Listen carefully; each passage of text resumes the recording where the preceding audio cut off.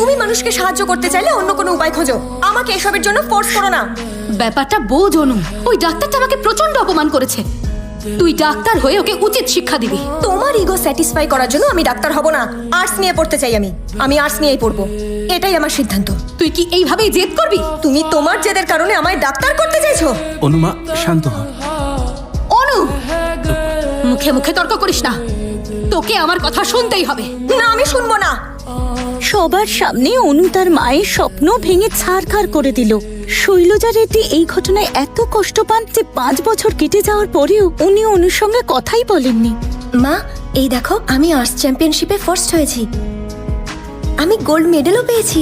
অনু ওনার সঙ্গে কথা বলার চেষ্টা করলেও উনি ওকে সুযোগই দেননি। যেভাবেই হোক আমাদের একসাথে থাকতে হবে, বাকিটা আমার উপর ছেড়ে দাও। ও শৈলজা, আর কতদিন কথা না বলে থাকবে? আরে ও তো তোমারই মেয়ে। শৈলজা রেড্ডির নিজের মেয়ে যদি তার কথা না শোনে, তাহলে অন্যরা কেন তার কথা শুনবে? ও আমাকে অপমান করেছে। আমার মেয়ে হলে ও আমার কথা শুনতো, কিন্তু ও আমার স্বপ্নগুলো ভেঙে চুরমার করে দিয়েছে। একবারও ও নিজের মায়ের কথা ভাবেনি। প্রথমে ওই ডাক্তার আমায় অপমান করলো, তারপরে ও অপমান করলো।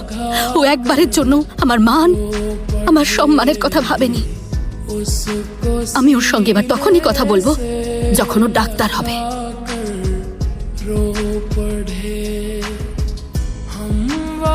আমারও খুব খারাপ লেগেছে, কারণ আমার মা আমাকে বোঝেনি। তাই আমি ঠিক করেছি উনি নিজে এসে কথা না বলা পর্যন্ত ওনার সাথে আমি কথা বলবো না। এ আবার কি নাটক? নাটক না, অসুখ। দেখে কিন্তু বোঝার উপায় নেই। কিন্তু আপনি ওর বন্ধু হলেন কি করে? হ্যাঁ, কলেজে একসঙ্গে পড়তাম, তখনই বন্ধুত্ব হয়। বন্ধু বলে লজ্জা দেবেন না, আপনার বন্ধুও হতেই পারে না। জোর করে ঘাড়ে চেপে বসেছে। ঠিক বলেছো তুমি। খাবার কি নিজে খায় নাকি সেটাও খাইয়ে দিতে হয়? তার জন্যও অ্যাসিস্ট্যান্ট আছে। ওই দেখো কুমারী। নিজে খেতে ভুলে গেলেও অনুর যত্নে কোনো ত্রুটি রাখে না। মনে হয় অনুর জন্যই ওর জন্ম হয়েছে। অনু কিছুতেই ঝুঁকতে চায় না, কিছু পড়ে গেলে কুমারী তোলে। যেদিনে বাই। সাবধানে যেও। বস, এ তো মেয়ে না পুরো আগুনের গোলা। কিন্তু একটা কথা বলি, এই মেয়েটা কিন্তু আপনার বাবাকে টাইট দিতে পারবে। আপনি শুধু বৌদিকে বিয়ে করে আনুন, বাকিটা উনি বুঝে নেবেন। এখানে একটা মেয়ে আছে, ওকে ইনভাইট কর না প্লিজ। সে কে দাদা? আরে বাবার একদম জেরক্স কপি। চল আমার সঙ্গে, আমি দেখাচ্ছি। আয় আয়। দেখি শিওর কোনো সারপ্রাইজ দেবে। আজ অব্দি ওকে এত এক্সাইটেড কখনো দেখিনি। হাই অনু, আমাদের কলোনি ভালো লেগেছে তো? হ্যাঁ, তুমি এখানে কেন এসেছো? ও হলো সৌজন্যা, আমার বোনের বন্ধু। মানে ও আমার বোনের মতোই।